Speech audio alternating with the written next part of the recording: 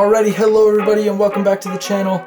Now, as we all know, there's a lot of conversation about who the greatest driver of all time is, what the greatest team of all time is, what the greatest track of all time is, so on and so forth. But I feel like we never talk about one of the most important jobs in Formula One, which is the designer of the cars. And yeah, this comes with a little bit of bias given that I'm studying car design, but this is more engineering, I guess, kind of different thing. But yeah, so in today's video, we're going to be discussing my and kind of, I guess, the world's favorite 5 designers in Formula One, the most successful, the most, revolutionary designers in the sport. And then at the end, I will be giving my overall favorite designer in F1 history. So without further ado, let's go on to the first person we have, which is Adrian Newey. Now, I assume most of you will be most familiar with Newey as he's kind of the most current, I guess, super designer in Formula One. He has currently 10 Constructors' Championships and I think 6 or 7 Drivers' Championships as well, all under his own cars. He is famous for the blown diffuser as well as partnering Paddy Lowe on the active suspension cars for Williams in the early 90s. He graduated from the University of Southampton in England with a degree in aeronautics, obviously. And kind of other fun fact, I guess, about his education, he attended the same public high school as Jeremy Clarkson, one of the main broadcasters for Top Gear and also now into the Grand Tour, but he was then kicked out because he blew the windows, basically like the stained glass windows in their kind of chapel or church. And then so basically he was expelled from the school and then went on to university. So kind of fun fact. Adrian has won both in F1 and in kart back in the kind of mid 80s. He started at the Mark F1 team, or March, I don't really know how to pronounce it, in 1988, designed the Mark 881 as his first car. But then he was fired from the company in 1990 after a little bit of a kind of slow point, I guess, in the team. Then in 1991, he moves to Williams. He's there until 96, where he has 4 Drivers' Championships under his own cars. This is, again, with that era with Paddy Lowe, where he's working on the active suspension cars. He's also there when Senna has his tragic death at Imola. All of that, he's there. Then he moves to McLaren in 1997. He's there until 2006 with drivers like Mika Häkkinen, Kimi Räikkönen, really great Finnish drivers, I guess, under his name, as well as Coulthard. Designed some gorgeous cars for McLaren. Then Adrian moves on to Red Bull in 2007, where for the first few years it's kind of rough waters until obviously 2009, 2010, when they have, the incredibly dominant 2010 season, all the way through 2013. This was the kind of dominant Red Bull era with him and Christian Horner and Sebastian Vettel just winning absolutely everything. And as kind of a final note on Newey, kind of fun fact, he is a big classic car collector, and he has wrecked both an E-Type and a Ford GT40 in classic car club racing events. So kind of weird. If you got the money, he's making like $10 million a year. So go do what you want, Newey, but that's kind of crazy. All right, now the second designer we have is John Barnard. John Barnard has 3 Constructors' Championships to his name under cars that he built. He's famous for the carbon monocoque chassis, as well as the semi-automatic gearboxes. He attended Watford College of Technology in England. He started his career in 1968 with Lola as a junior designer. He then moves to McLaren in 1972, where he helps partner the design for the M23, which is the car that James Hunt wins the title in against that incredible Niki Lauda fight in 1976. He also does some work for Chaparral, which was an IndyCar company at the time, which won the Indianapolis 500 as well as the kart championship. So kind of cool. A lot of these guys design both F1 cars and Indy cars and are successful in both, so kind of cool. He then designs the iconic and incredibly beautiful, in my opinion, McLaren MP4-1, which is that car that has that carbon fiber monocoque chassis. If you guys haven't seen the episode that he did for Beyond the Grid, I highly recommend checking out. He goes into detail about kind of all the little nitty-gritty stuff about that chassis and all the kind of risks that came with it. Really cool thing. Really cool car to look at without all the body work, and just, yeah, awesome car. And that chassis went on to be competitive for 3 or 4 seasons afterwards. It eventually morphs into the MP4-2, which he also helps design. The MP4-1 is also the McLaren that kind of starts off that MP4 name brigade that they have, which is carried on to even their road cars like the MP4-12C, stuff like that. But they carry that MP4 dash thing for ages, into the mid 2000s basically. Barnard then moves to Ferrari in 1987. He's there for about 6 months before Enzo passes away, unfortunately. And then he designs the absolutely gorgeous Ferrari 640. This is probably my favorite F1 car, at least visually. The 640 and 641 I find just, breathtakingly gorgeous cars. So yeah, Barnard not one to make ugly cars, obviously. And this 641, although strikingly beautiful, was more impressive for the semi-automatic gearbox that had to be designed for the car in order to account for some of the packaging decisions that Barnard made on the car. Again, also talked about in that podcast. Highly recommend checking it out. He goes in depth again onto some of the little fights he had with the kind of like Fiat racing director for Ferrari at the time, so on. Really cool stuff. Then Barnard leaves Ferrari in 1990, going to Benetton, where he does pretty well with the team, but gets no titles out of it, because he then returns back to Ferrari in 1993. From then on, he kind of just doesn't do great at Ferrari, or kind of doesn't really get what he needs out of Ferrari, and then kind of just scrummages around at lower teams. So yeah, kind of an unfortunate end, I guess, to Barnard's career. But now he designs carbon fiber furniture, so there's a happy ending to his story. All right, then the third designer on our list is Colin Chapman, who is not only a legend in Formula One, but also a legend in the car industry in general. As many of you know, he's the founder of the Lotus car company. So yeah, pretty well-established guy. He has 7 Constructors' Championships to his name under his designs. He is famous for a whole list of things. I'll try not to forget here, but he invents wings used for downforce. He invents a monocoque chassis, his being made out of aluminum. He's the first one to use the transmission as a structural unit, having the struts basically connect to the transmission itself.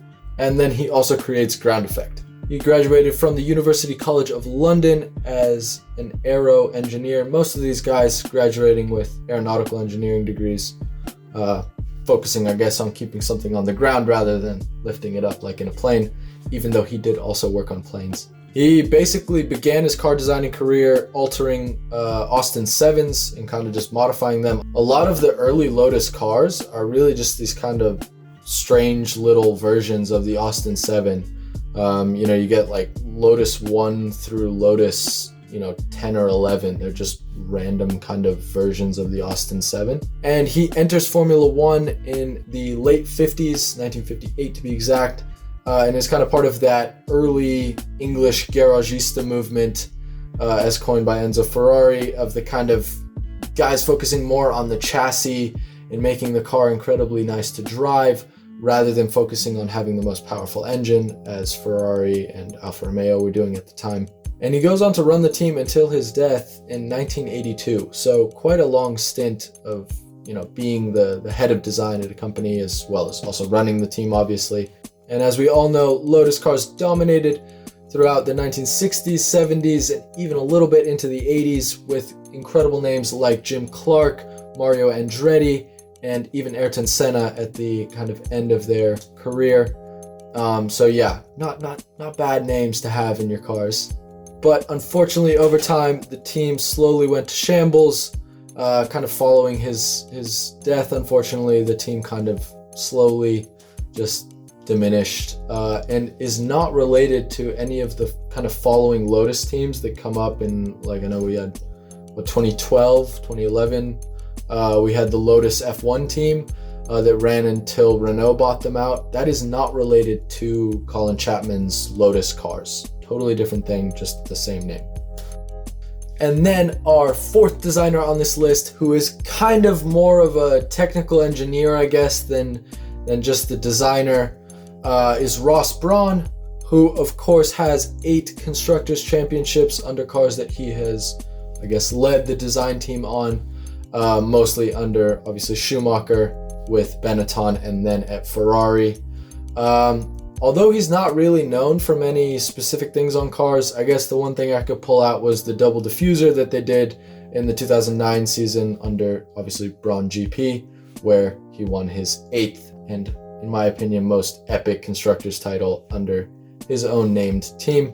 And Ross never graduated from university, but he does have an honorary degree from Brunel and Heriot Watt University, both in the UK.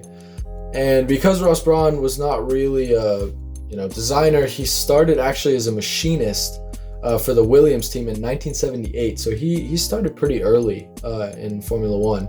And he stays with Williams until 1985, kind of moving up through the ranks until he joins Lola. And he's part of the team that designed, at the time, what was considered the best handling car on the grid. The engine was apparently garbage, but incredible car handling wise, which as a designer is kind of your purpose. Following that, he moves to Arrows in 1987. Then he takes a bit of time off, going to the World Sports Car Championship, designing the Jaguar XJ-R15, which won the WSCC Championship in 1991, so quite a successful car, also quite a good looking car. Then he comes back to Formula One in 1991, joining with Benetton. He's there until 96, when Schumacher calls him back to Ferrari. He's with Ferrari from 1996 until 2006, so a nice 11-year stint with Ferrari, where he has just the unbelievable success of 5 world championships in a row with both constructor and driver championships. Brawn and Jean Todt and obviously Schumacher are responsible for a lot of that success. And then he takes another kind of year sabbatical before joining Honda in 2008, which unfortunately kind of goes under given the financial problems that we had in 2008. And then he buys the team for allegedly £1, which is then termed Brawn GP, apparently not by his own choosing. That was apparently a result of the kind of engineers that were working under him wanting to call it Brawn GP in honor of Ross Brawn.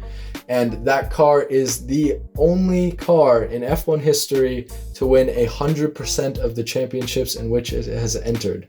That car essentially only exists in 2009 under the Brawn GP name, goes on to win that championship, both Drivers' Championship with Jenson Button and Constructors' Championship, obviously under the team name. And it's the only car in F1 history to do that. So yeah, congratulations, Ross Brawn. It's pretty fucking cool. And finally, he finishes off at Mercedes-Benz, which obviously buys the Brawn GP team in 2010. And he stays there until 2013 before becoming kind of the role that he is in Formula One now, which is kind of just part of the managing, I guess, sector of Formula One. He joined that in 2017, and he's still there now. Ross Brawn is a comically simple man.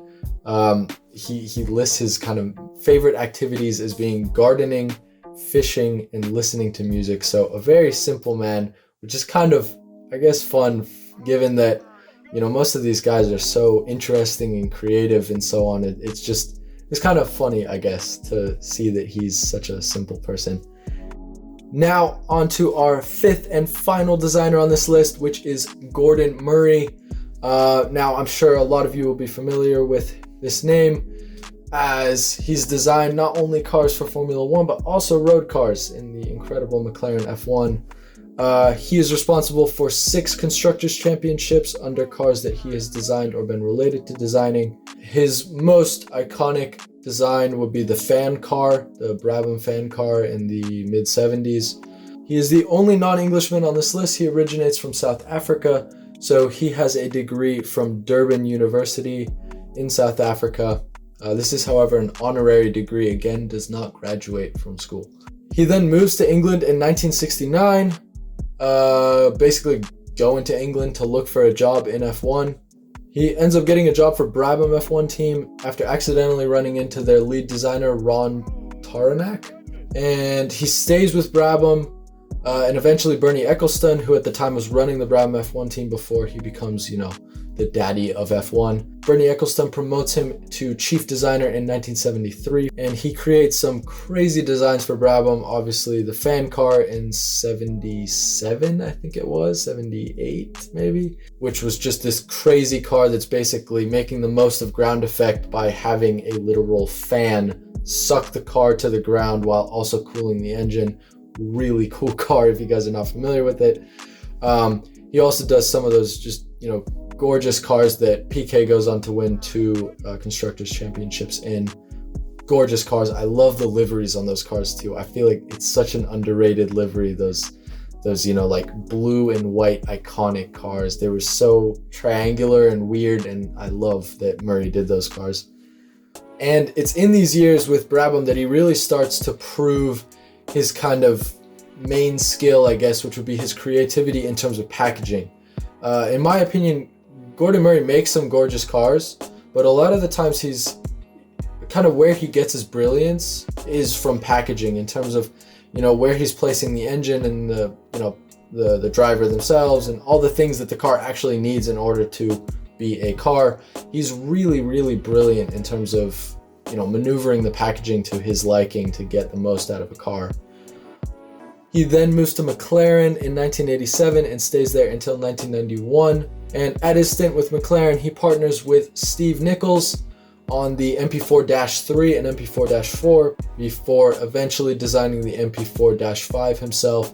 Both the MP4-4 and MP4-5 are kind of regarded as his most incredible cars, but a lot of the times he still kind of credits that Nichols designs the MP4-4, so not to be confused with, really Murray's design.